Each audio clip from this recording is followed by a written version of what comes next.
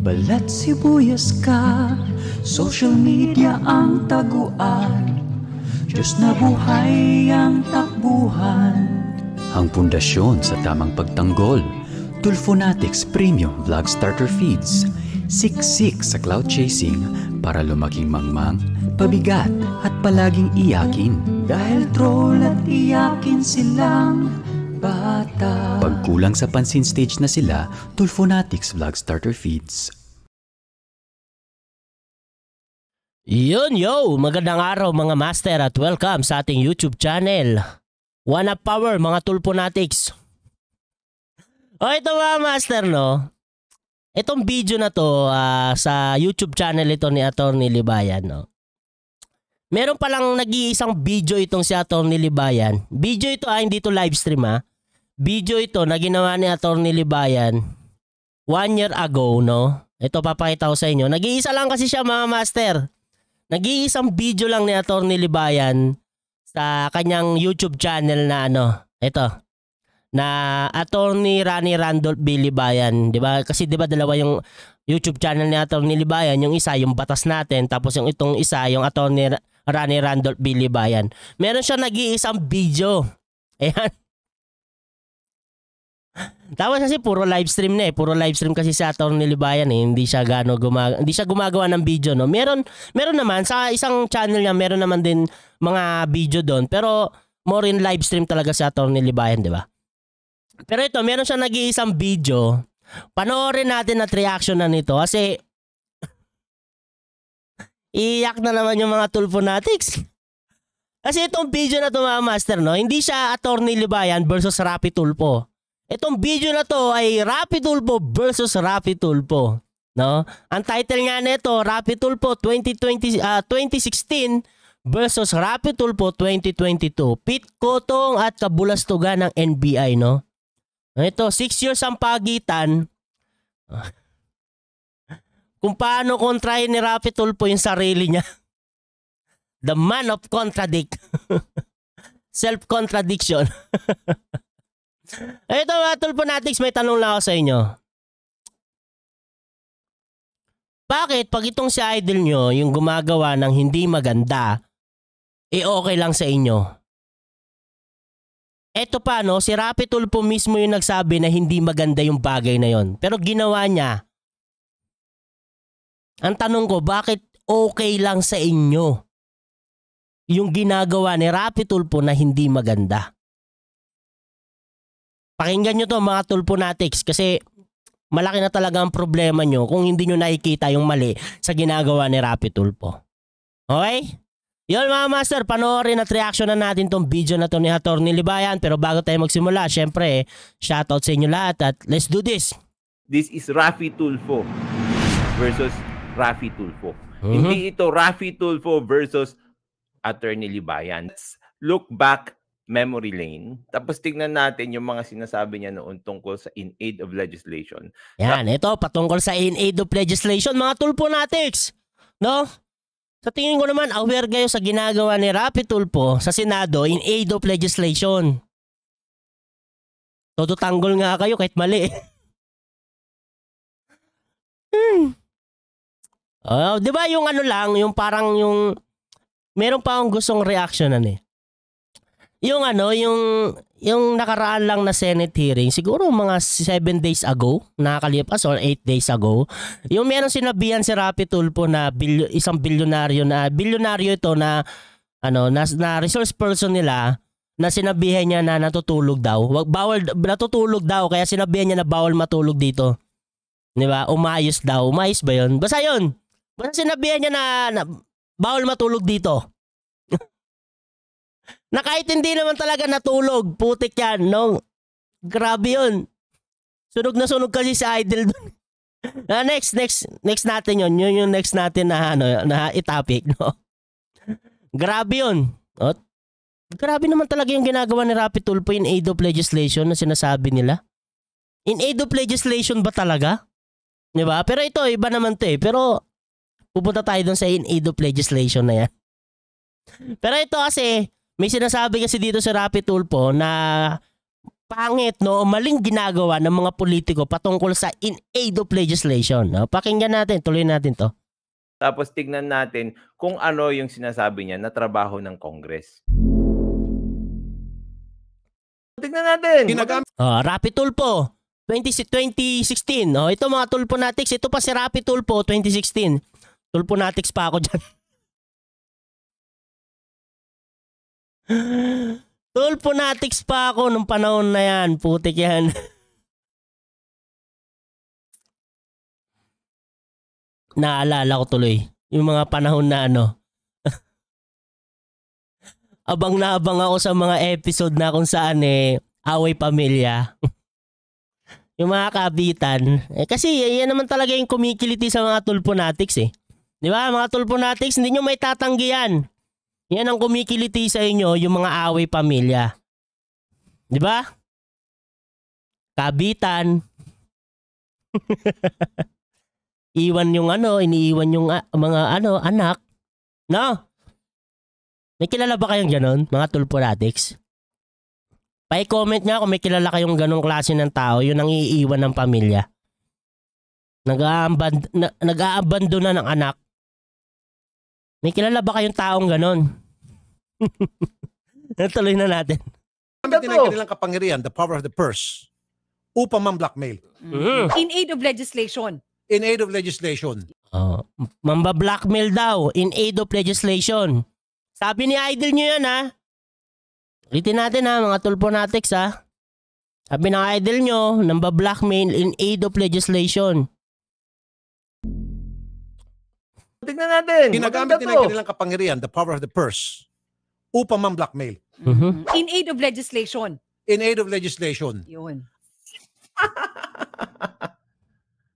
In aid of legislation. Ito na, Rapi Tulfo, 2022. Panoorin nyo to mga Tulfonatics. Marami po akong alam na baho ng NBI. So wag niyo pong intayin na ako po ay gagawa ng investigation and aid of legislation sa mga kabalastugan ninyo dyan sa NBI. Kabulastugan. Alam niya na mga kabatas natin, alam niya na maraming kabulastugan doon. Siyempre! Kaya, totoo naman, di ba? Kasi nga, sinabi naman ni Rapi Tulfo na wag niya daw hintayin na mag-imbestiga pa siya in aid of legislation patungkol sa kabulastugan na ginagawa sa NBI, di ba?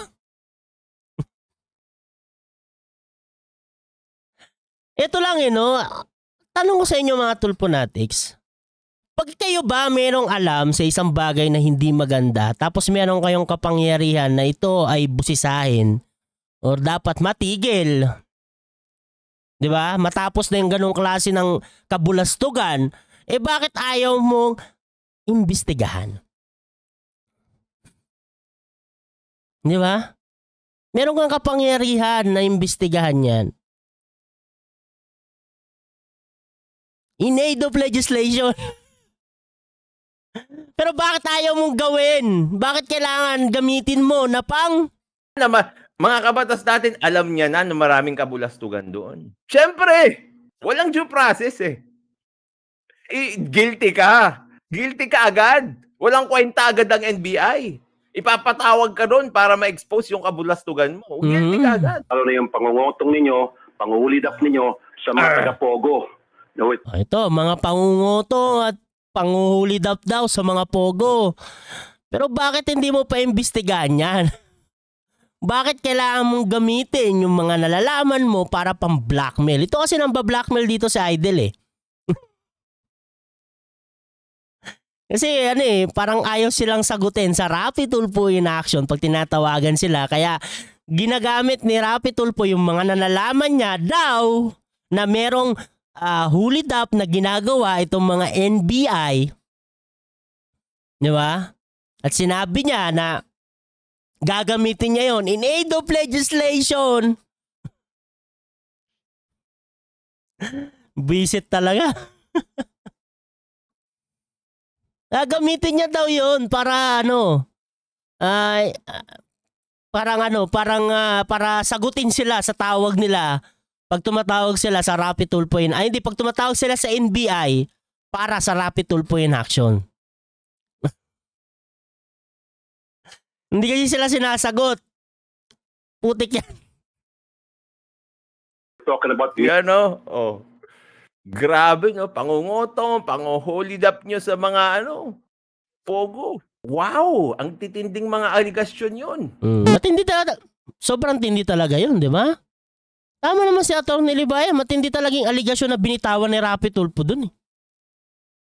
At saka, ito na nga, bakit hindi niya action na? May alam pala siya, di ba? Pogo. Wow, ang titinding mga aligasyon yun. Wait, there's more. Wait, there's more pa mga Tulfonatics. every single month by the millions, okay? At meron ako nakausap mismo sa DOJ, opisyal ng DOJ, at sinabi sa akin na talagang nangyayari daw yon. Ito na naman, meron na naman nagsabi sa kanya. Wala naman siya mapakitang ebidensya. Puro hearsay. Meron ako nakausap mismo sa DOJ, opisyal ng DOJ, at sinabi sa akin na talagang nangyayari daw yon. Okay, don't. Oh, alam mo pala yun eh. Bakit hindi yun yung ayusin natin? Alam mo na may graft and corrupt practices doon. Alam mo na may mga krimen na nangyayari doon, tapos hindi natin aayusin. Yung mga gusot nila gagamitin mong pang-blackmail sa kanila.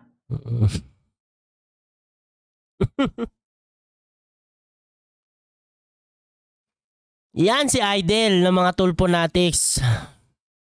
Oh. Mga Tulfonatics.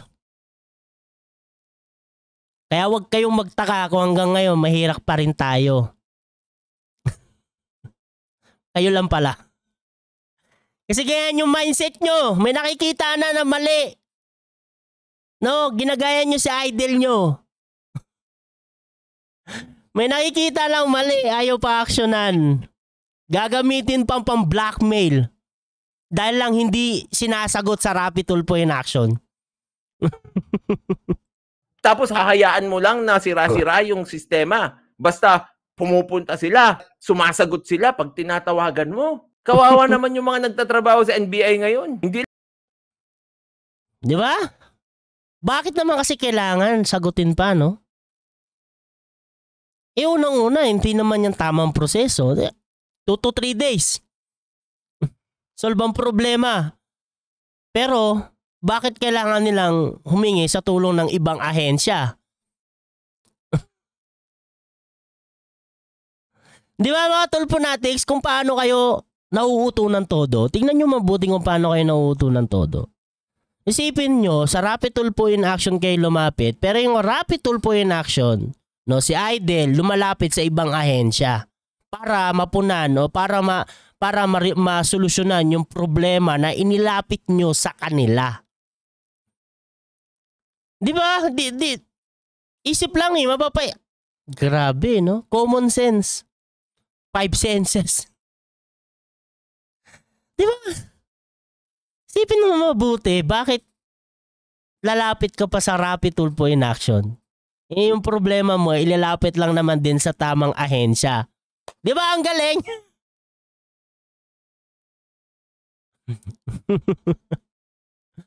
Pero mas magaling yung si Rapi Tulfo. Bakit? Yung patungkol sa in-aid of legislation. Ito, pakinggan natin ulit yung sinabi ni Idol. Versus at kung Mail. Yan, Ginagamit nila ito. yung kanilang kapangyarihan, the power of the purse, upang man-blackmail. Upang man-blackmail. Ginagamit nila yung kapangyarihan nila upang man-blackmail. Ginagamit nila yung kanilang kapangyarihan, the power of the purse, upang man-blackmail. In aid of legislation. In aid of In aid of legislation. Ito, Idol, ano to? Anong ibig sabihin nito? Mga Tulfonatics. In aid of legislation. Sana yun? Sana yun? In aid of legislation. Putik yan. Legislation. So, marami po akong alam na baho ng NBI. So wag niyo pong intayin na ako po ay gagawa ng investigation in aid of legislation sa mga kabalastugan ninyo. Ano sabi ni Rapi Tulfo noong 2016? Ginagamit pang blackmail in aid of legislation. O ito, anong ibig sabihin nito in aid of legislation? Na meron ka nalalaman na baho, tapos ilalabas mo lang sa in aid of legislation na sinasabi mo. Putik yan, no? Talagang grabe, no? Hindi ko talaga maintindihan mga Tulfonatics kung bakit naniniwala pa rin kayo kay Rapi Tulfo. Harap-harapan na kayong niloloko. Isipin mo, sasabihin niya, no, na hindi pa siya ng panahon na 'to, hindi pa siya tawag nito public servant, no? Hindi pa public senador, yun na lang, no? Hindi pa siya senador nung panahon na 'to. Pero yung panahon na yon, sinabi niya ginagamit daw yung pamba-blackmail, no, in aid of legislation. Ginagamitan ng power, pam-blackmail. Pero ngayon, tinan nyo, siya na yung gumagawa. Parang yung lang yun Ano ba yung nakaraang topic natin? Nakalimutan ko na kung paano kontrahin ni Rapi Tulfo yung sarili niya. Pero grabe lang Sipin mo, sinasabi niya yung mga bagay na alam niya na hindi maganda yon. Kaya hindi dapat gawin. Pero ngayon, ginagawa niya na yung mga bagay na yon na sinabi niya dati na hindi maganda. Mga Tulfonatics, tingnan niyo kung paano kayo mauto talaga kay Rapi Tulfo, no?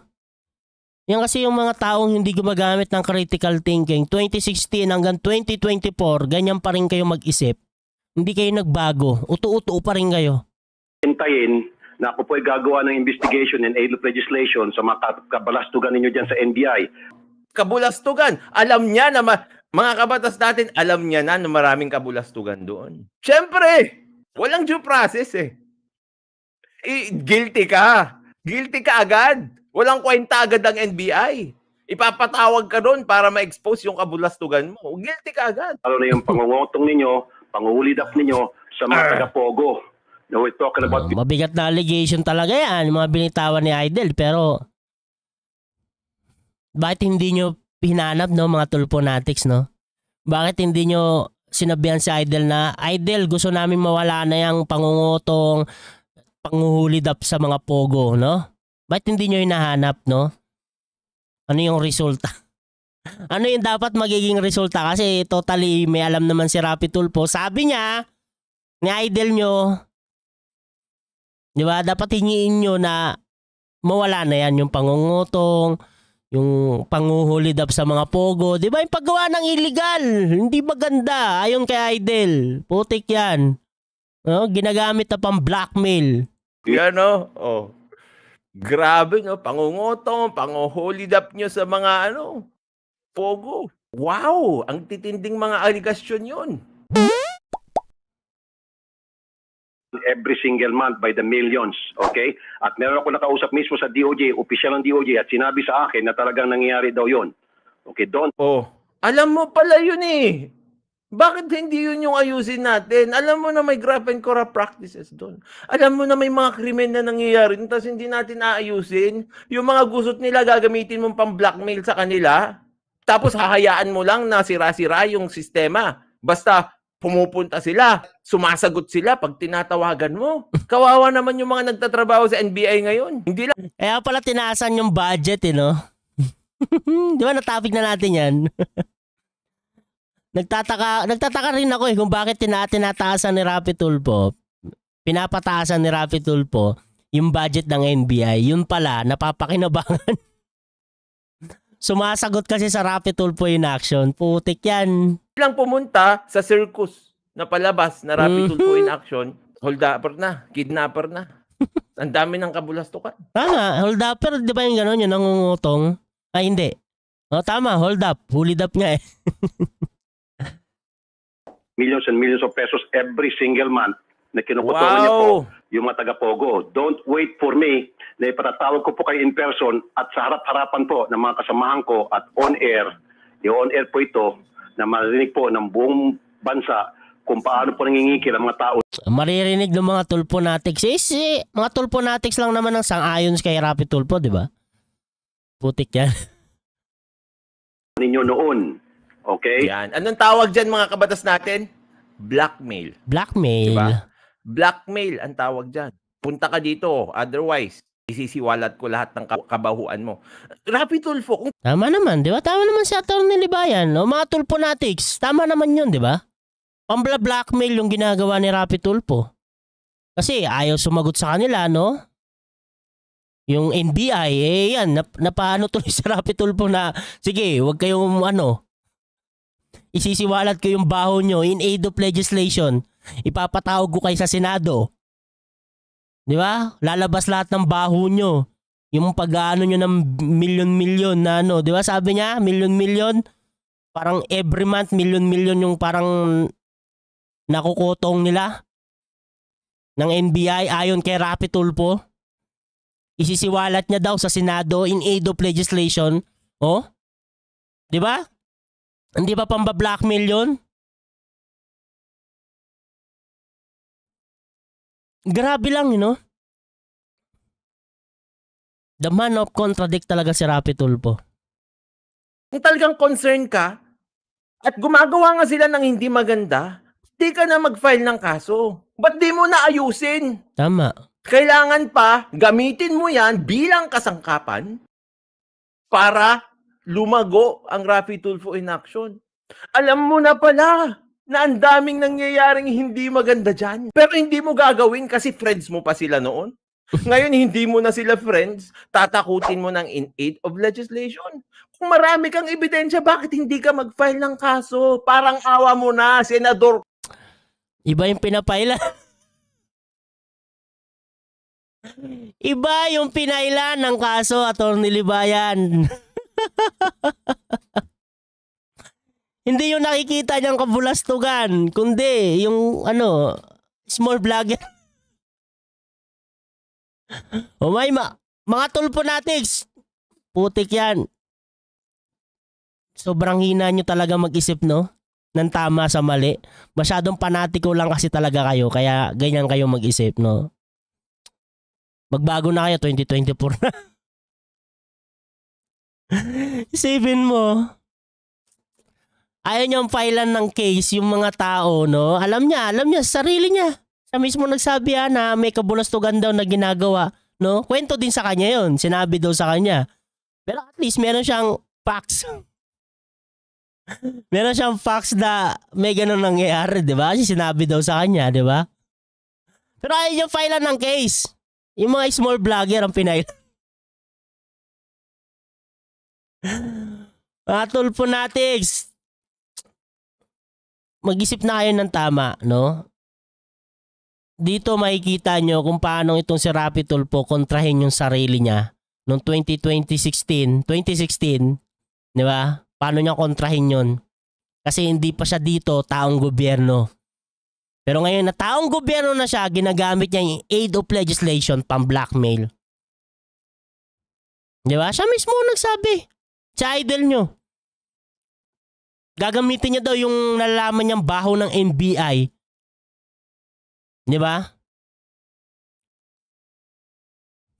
Grabe. Galing talaga ni Idol. Yun mga master, Maraming salamat sa nanood ng ating video at ingat po kayo palagi. God bless. Babos.